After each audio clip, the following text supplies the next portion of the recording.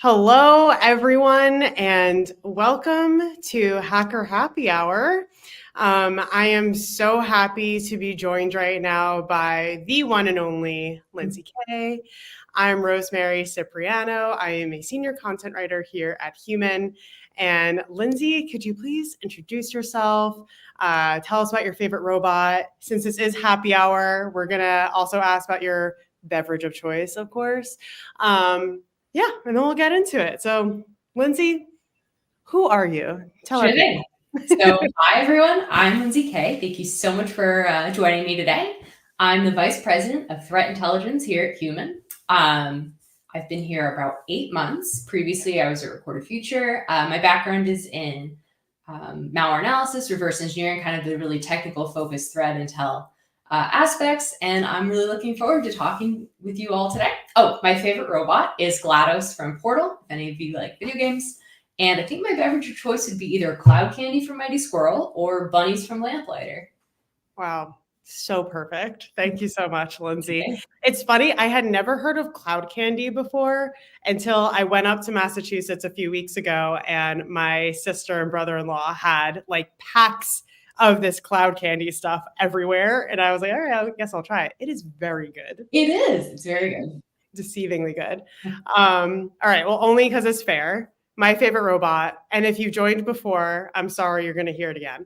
My favorite robot is Karen from SpongeBob. She is iconic. She is hilarious. I hope to be an eighth as hilarious as she is one day.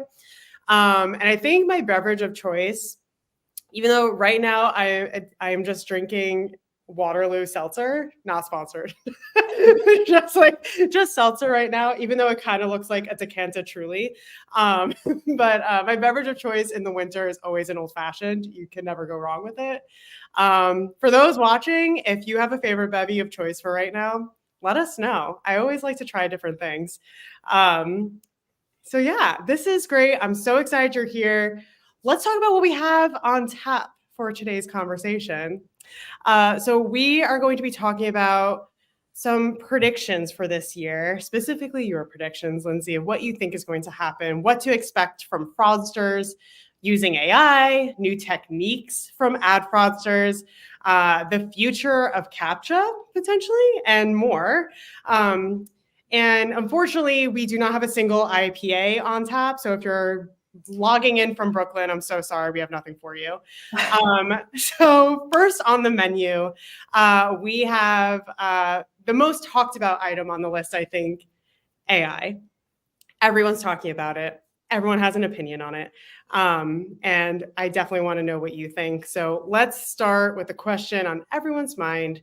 How will fraudsters use AI this year? Yep, that is definitely a question that is often coming up. So I'll get into a couple of the key areas, but going to give you a little bit of background in case you're not super familiar with the cyber criminal threat actor ecosystem. So they're super opportunistic. So cyber criminals want to make money, and in order to do so, they'll continue to evolve their techniques and TTPs. So they'll continue to kind of launch those known schemes that we're super familiar with. So you've obviously heard of things like ransomware. They'll continue stealing credentials, and they'll continue executing phishing. With the availability of AI, some of these will actually get a little bit easier for them. So AI won't be the centerpiece necessarily of fraudulent activity in 2024, in my opinion. But it does add another great tool to the threat actor's arsenal in order to commit fraud. So generally what I think that they'll do is use AI and LLM tools, so large language models, to make their schemes look even more legitimate. So if you think about it, for something like phishing, you really need to get the victim to click on the lure to be successful. And if you use something like an LLM to gather substantial information about your potential victim. So what are their hobbies? What are their interests? Names of any colleagues that you could have the email come from? Any services or sites that they subscribe to kind of add to that legitimacy. It really helps you make some substantially more kind of targeted phishing lures, and it takes substantially less effort to use kind of AI to get this rather than it would take to get it all manually. So kind of on an additional side, AI is actually really helpful in case you're kind of a non-native English speaker and you really want to make a very convincing phishing lure, phishing content. This kind of just makes it easier to make sure that it's grammatically correct and really kind of sounds more natural. These are kind of two of those things that every time we take phishing trainings, we're talking about how do we make sure we're not getting phished, that we're told to really look for when assessing whether or not the email is legitimate. So if it makes it easier for them, makes it look more convincing, that's definitely an asset for them there. I also, something that comes up that I hear about is a lot of people talk about the threat of, fully AI generated malware, just like with the click of a button, here you have some malware that's ready to go.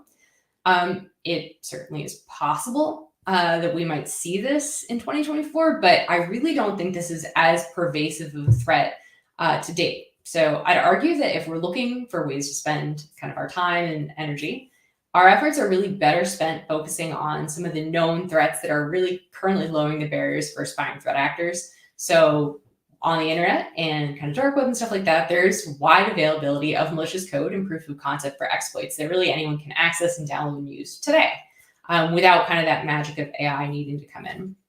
So we'll also expect threat actors to continue to use malicious packages that they can either download or purchase on the internet and dark web.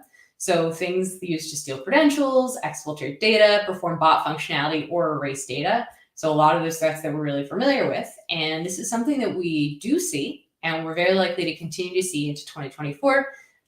Really what we should be actively thinking about when we talk about what to expect this year. Wow, that is so much. So thank you so much, Lindsay. And I think I forgot to say at the beginning, if you are watching right now and you have any questions, please pop them into the comments box and we will try to get to them at the end. There is a lot we're going to cover clearly just in the first question.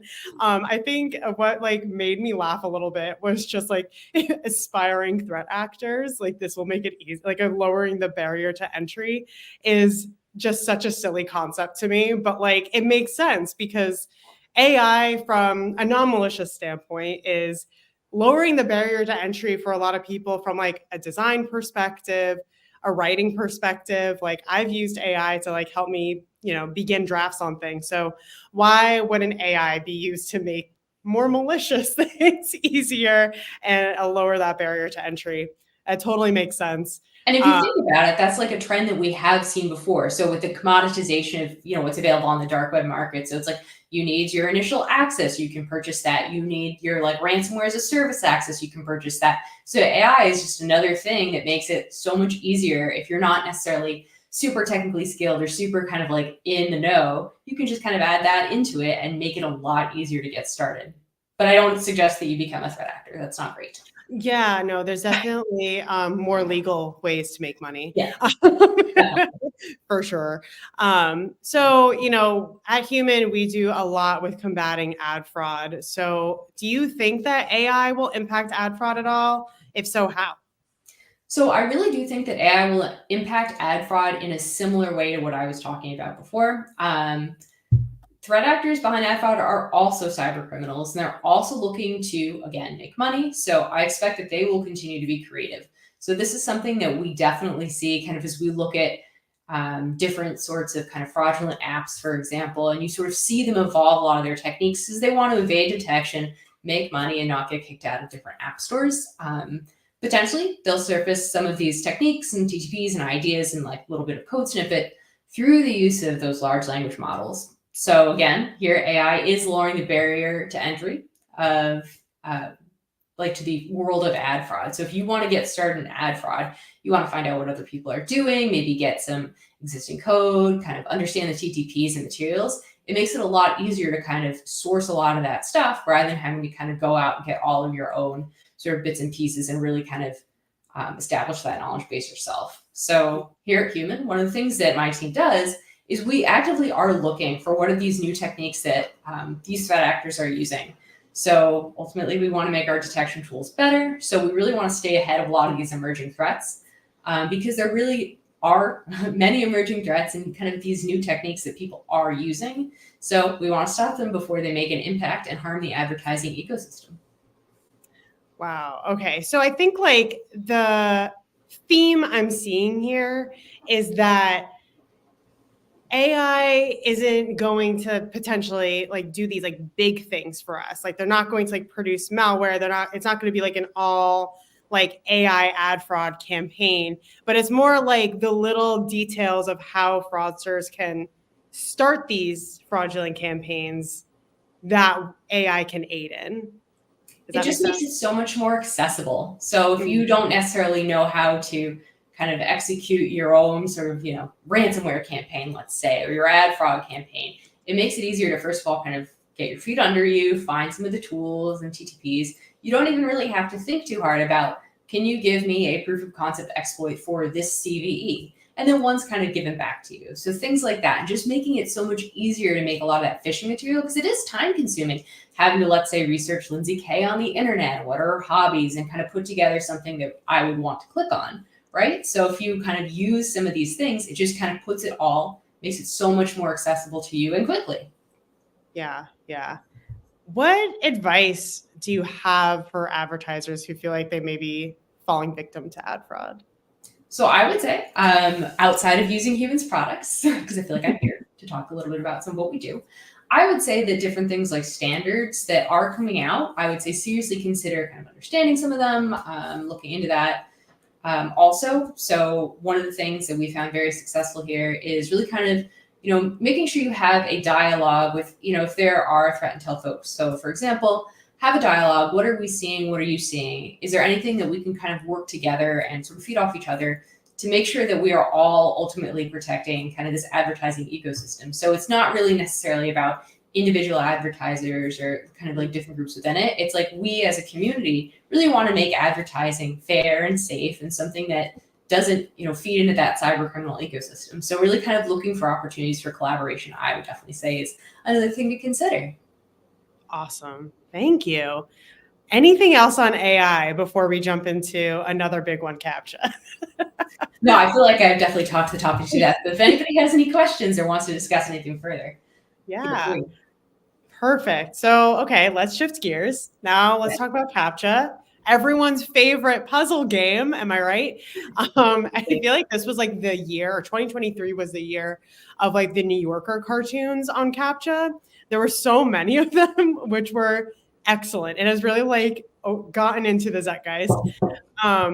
I feel like folks have been talking about or trying to predict the quote unquote end of CAPTCHA for quite some time, and obviously unsuccessfully.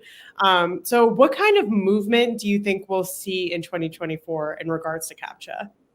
Sure. So I don't think that CAPTCHA is going to go away entirely anytime soon, especially not in 2024, because that would require such a momentous industry-wide shift to occur at the same time, which would be incredibly challenging to pull off in the course of this year. Even I think we're a little over about a month in, haven't seen it go away yet.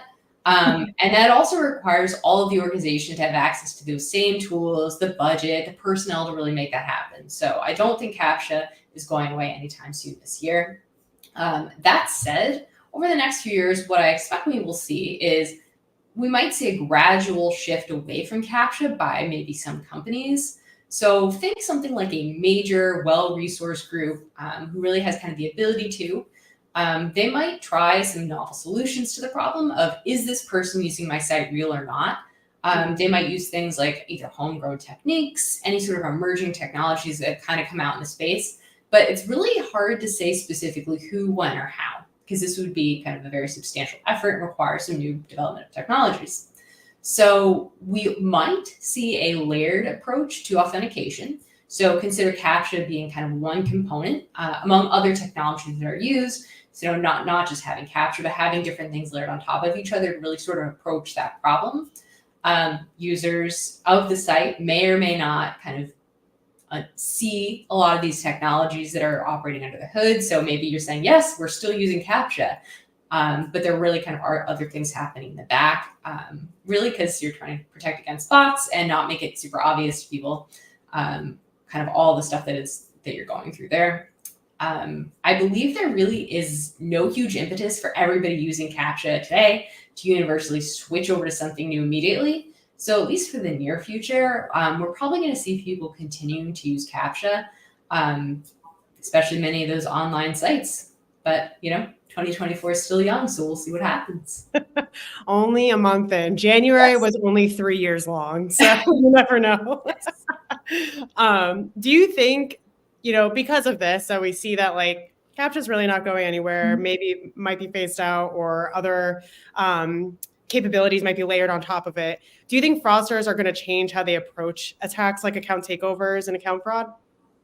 Sure. So I think as long as credentials exist in browsers, which they do and probably will for a while, and the use of things like multi-factor authentication techniques that require something like a hardware device is not universal, we will definitely see people continue to conduct account takeover and account fraud.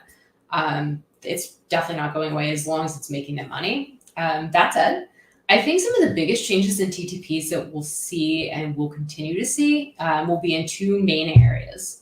So first, how the credentials are obtained, and then second, in the ways threat actors use and test them during their attacks.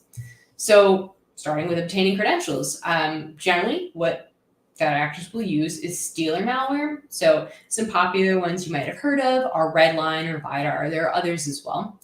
And if you had a chance to look at our ScrubCrypt piece that Satori put out, what you'll notice is that while Redline was the stealer used, the threat actor used a cryptor called ScrubCrypt to obfuscate the stealer that they used in this particular attack because they want to be able to get it past the organization's defenses.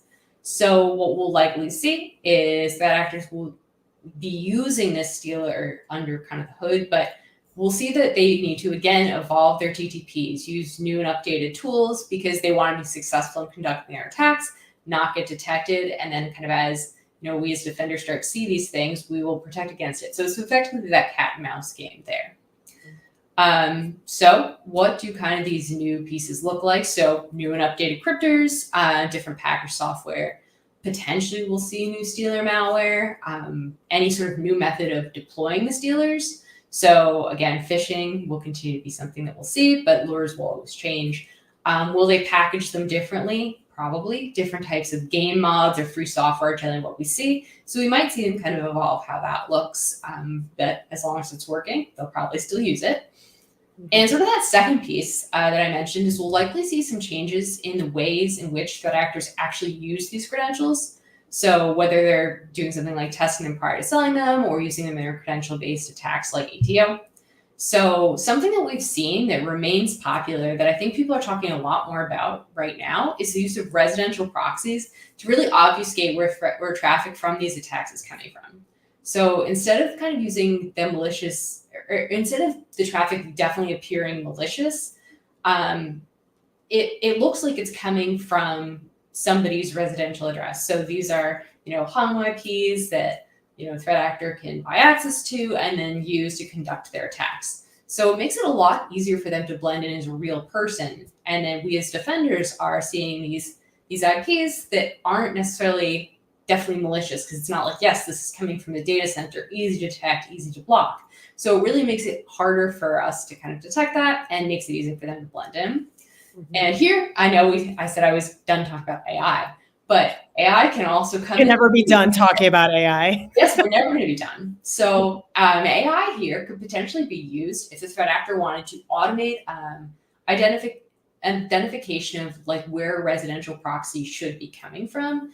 So if it was location appropriate, so you're saying, okay, well, this website expects people to all be in a certain region of the country. Let's get residential proxy IPs that are all approximately there and use the AI to automate doing that. Really to kind of make it even harder to detect and even more likely that they'll blend in. But kind of like to wrap up, I want to underscore that in any case, as long as the TTPs that they have are working, and the threat actor will just continue to use them. And that's part of the reason why we've seen a lot of these stealers be around for so long.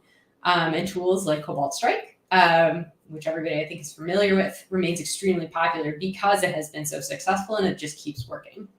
So in the case that they are no longer working, and in the case of cyber criminal threat actor, that person is not making money, we'll see them continue to evolve and change in order to do so. Wow. Okay. So much covered here. I think I have a question about residential proxy networks. Is that similar to like Chromium in a way, how like it could kind of like obfuscate like the type of browser you're using? So I would think of it more as, what you would use the residential proxy for is if you didn't want necessarily your request to definitely be coming from you. So generally the way that it works is there would be some kind of proxy server that has a big pool of IPs from, residential users. So kind of big pool there. If you, Rosie, were like, I want to, obfuscate where my traffic is coming from, you would sign up for the service, enroll in the proxy. And then when you made a request to, let's say, google.com, the request would kind of go to that proxy. Then it would come from your IP. Then it would be given that new IP from that residential pool. And then the request would kind of continue on to google.com, now looking like it's coming from that residential IP instead of yours. So it's really like you're making the request, but it looks to Google like it's coming from somebody else. So that's what I mean when I say it's so hard to kind of then block some of those things, because it's not like, oh, definitely bad guy, malicious IP, data center IP. It's like, is this somebody, just a regular user? And then you kind of get into some of the logistical difficulties. It's like, ooh, okay, how do we block that without blocking legitimate people? So that's kind of how I would think about it. Yeah. Wow. Okay. That is wild because you think about the unsuspecting person who may be unfortunately used in this situation to look like they're doing something malicious when it's really someone else somewhere else, Yeah. And to bring up Bad Box again, because I know that's like one of the coolest things that we've done. In addition to the ad fraud module that we saw, we did see modules that were focused on that residential proxy stuff.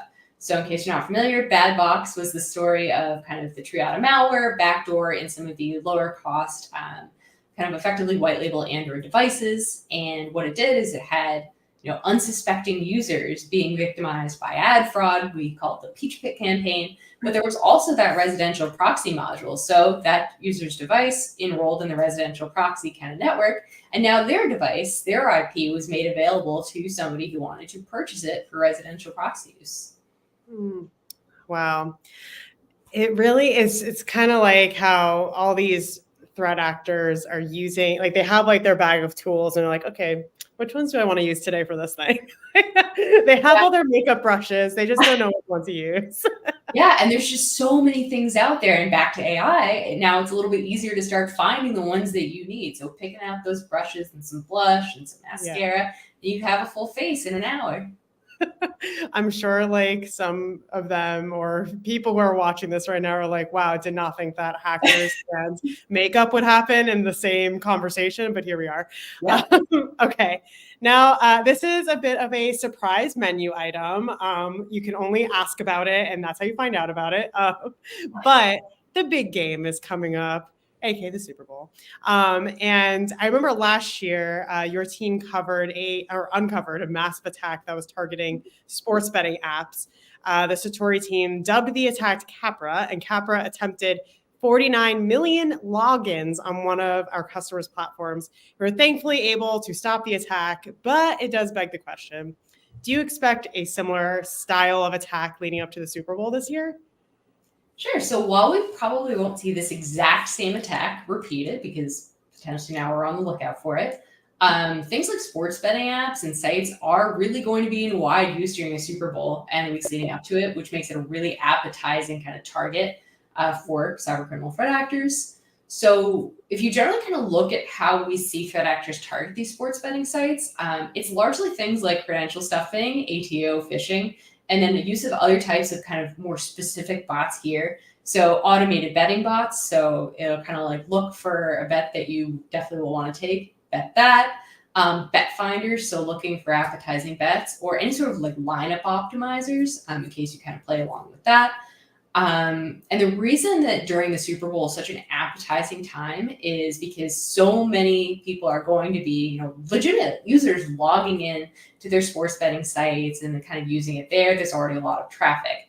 And what makes it advantageous is that threat actors can either do things like testing the credentials during a stuffing attack, or conduct other types of attacks, because now they're more easily able to sort of have their malicious behavior sort of go unnoticed, blend in due to the other high volume of logins that they're seeing. So a lot of stuff is kind of going on, and it's easier for them to hide with legitimate users. So obviously it remains to be seen if we will see this in, I guess, 4 days. Also, something we might see. Mentioned use of automatic betting bots, again, because a lot of the way that these sort of work largely involve scraping, lots of requests, will additionally increase some of the traffic to these sites during and leading up to the game. And I guess kind of the final Super Bowl threat to definitely be aware of is we might see sports betting customers targeted with phishing emails. So as you can think, if Allure is saying, hey, from a sports betting site that you might use, you should totally click on this email and place a bet on this. This is really a great opportunity, 10% off, $5 back, something like that to really make you want to click. Definitely be wary if you use sports betting sites in general, but that's kind of some of the high level overview of what we could expect to see leading up to and during the big game. Just a few simple Just things. Yeah. That really does remind me of like what we see around like Black Friday, Cyber Monday, like how fraudsters like to hide in those high traffic times of when everybody is looking to buy stuff online for all the holidays coming up. It's kind of like a similar idea where they can hide within the noise, right? Yeah. Nice. So before we open up to any audience questions, if anybody does, please pop them into the chat. Any other predictions you'd like to add, Lindsay? Sure. I have kind of two sort of main categories here. So one thing that I'm really excited about looking into this year, just because I really can enjoy sort of following ransomware threat actors, is seeing how creative they're going to be around extortion techniques. So one of the things that I thought was absolutely wild in 2023 was a well-known group called Alpha. They tried a new extortion tactic. So what they did was they filed a report about a ransomware attack that they had conducted on an organization with the SEC. So the SEC had put out guidelines that July about how long a company has before they have to disclose that a ransomware attack took place. Alpha saw that they had not disclosed that timeline, so they filed actually an SEC complaint against the company. So obviously, this didn't necessarily go as well as Alpha had hoped, but it demonstrates what I mentioned earlier, that if you're a financially motivated threat actor, you're going to try and retool to sort of make sure that you keep making money. And I think this is a great example there of how creative they got in extortion. So kind of like that's sort of one of my sort of favorite things to talk about. And then kind of another one. Simply extortion. Yeah, I love extortion. No, I really don't. But I think it's kind of very interesting to sort of see how creative people are being. Yeah.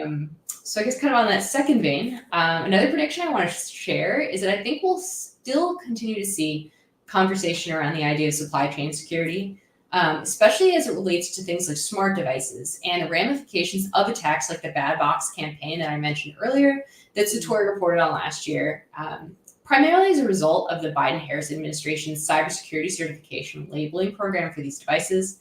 So I really think that our Bad Box report really made the concept of a supply chain and malware so much more real for a lot of people, both consumers and retailers of these devices, because now we were able to show kind of how powerful this backdoor installed on these, everyday devices were.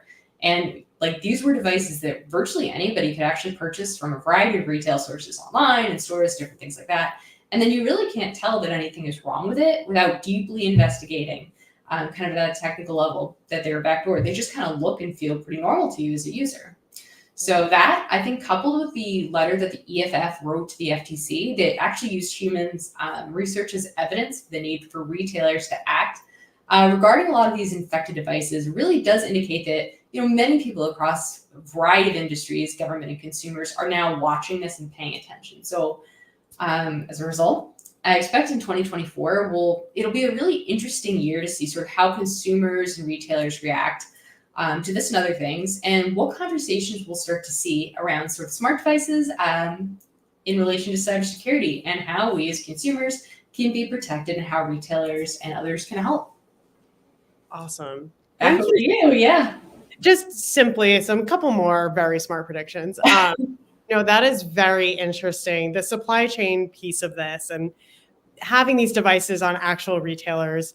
I mean, that was something we really haven't seen before, right? I don't think so. No, and it was just, I think it really kind of made it so much more accessible to people. Like, oh my God, this is something that I could have purchased. Did I purchase that? And I think a lot of people started to ask those questions, which really kind of is great for us as kind of the cybersecurity community, because now people are more aware of the potential threats. Yeah, I ask those questions when I work here. Right. Okay, well, thank you so much for your time, Lindsay. That's all the questions I have. I don't see any questions that have popped up. We'll stay on for a second just to see if anything else comes through. But yeah, this has been super helpful. I've learned a lot here, Lindsay. Well, thank you so much for having me. I had a great time. Of course, of course. And these hacker happy hours are going to be happening once a month, featuring Lindsay and other folks on her team. So look out for the next one. That will be towards the end or towards the beginning of March, and maybe more. Who knows? But yeah, it looks like we're all good to go. So thank you so much, Lindsay. Thank you, everyone who's watched. We'll see you at the next happy hour. Bye, guys. Bye, everyone.